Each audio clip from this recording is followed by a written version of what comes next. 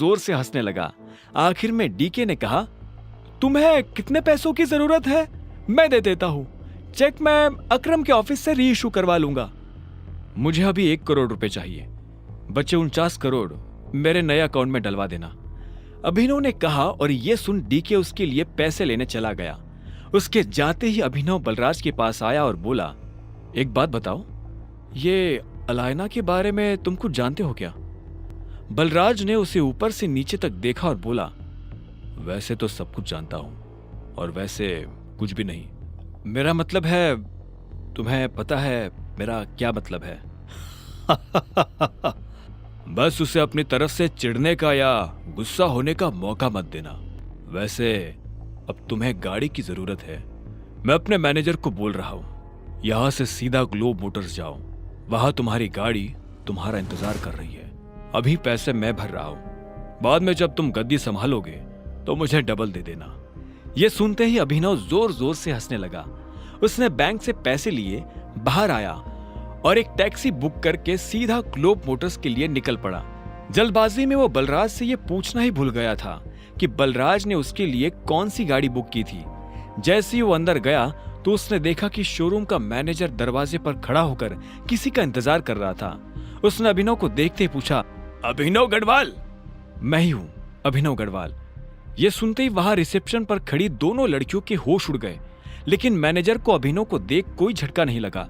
बलराज ने उसे पहले ही बता दिया था कि अभिनव दिखने में कैसा था। चलिए मेरे साथ, मैनेजर ने कहा और आगे बढ़ने लगा। कुछ देर के बाद अभिनव एक गैरेज में आ गया था। बाहर ढेर सारी गाड़ियां खड़ी हुई थी। मैनेजर उसे उसकी गाड़ी के पास लेकर आया। वो एक बहुत ही महंगी सी गाड़ी थी, लेकिन ऊपर से उसे देखने में ऐसा लग रहा था जैसे वो कबाड़ हो। बलराज ने जानबूझकर उसे पुराना करवाया था ताकि कोई भी अभिनव पर उसकी गाड़ी की वजह से शक न करे। पर जब अभिनव ने गाड़ी के अंदर देखा तो उसे बहुत अच्छा महसूस हुआ। मैनेजर ने कहा, मैं गाड़ी के पेपर्स रेडी करवाता हूं, आप तब तक गाड़ी देख लीजिए।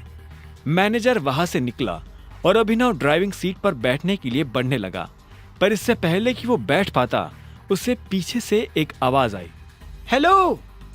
यह आवाज एक लड़की की थी।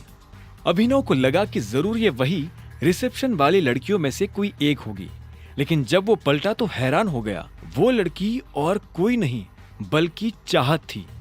अभिनव ने चाहत को अनन्या के साथ अकरम की पार्टी में देखा था। चाहत और अनन्या दोस्त थी। ये सब क्या हो रहा है अभिनव? ये गाड़ी तुम खरीद रहे हो? तुम कौन हो और यहाँ क्या लेने आई हो? अभिनव ने तनी हुई आवाज में पूछा। चाहत को देख वो अपनी पहचान के लिए अलर्ट हो गया था। चाहत उसके सवाल पर मुस्कुराई और मीठी सी आवाज में बोली, मैं चाहत हूँ, तुम्हारी बीवी की दोस्त, और ये सवाल तो मुझे तुमसे करना चाहिए। तुम यहाँ गाड़ी खरीदने कैसे आ सकते हो? अनन्या ने तो मुझे बताया था कि तुम गरीब हो। हाँ, मैं गरीब ही हूँ। ये गाड़ी तो मैं अपने बॉस के लिए लेने आया हूँ। चाहत ने उसे कुछ पल के लिए देखा और बोली, पक्का? झूठ तो नहीं बोल रहे हो? मैं तुमसे झूठ क्यों बोलूंगा? पता नहीं, एक काम करती हूँ, मैं अनन्या को भी यहाँ बुला लेती हूँ। दूसरे की ही सही, पर जब वो तुम्हें गाड़ी में देखेगी तो खुश हो जाएगी। नहीं, उसे बुलाने की क्या जरूरत है? क्यों बेकार में उसे परेशान करती हो तुम बताओ ना, मैं तुम्हारे लिए क्या कर सकता हूँ?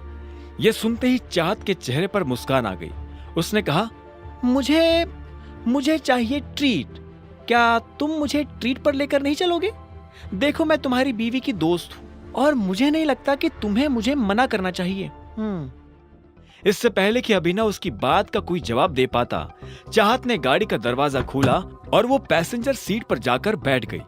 ठीक इसी वक्त मैनेजर डॉक्यूमेंट्स लेकर आया और उसने डॉक्यूमेंट्स अभिनव को दे दिए।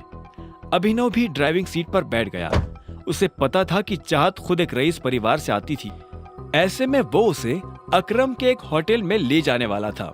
चाहत पूरे रास्ते रह रहकर अभिनव को देख रही थी।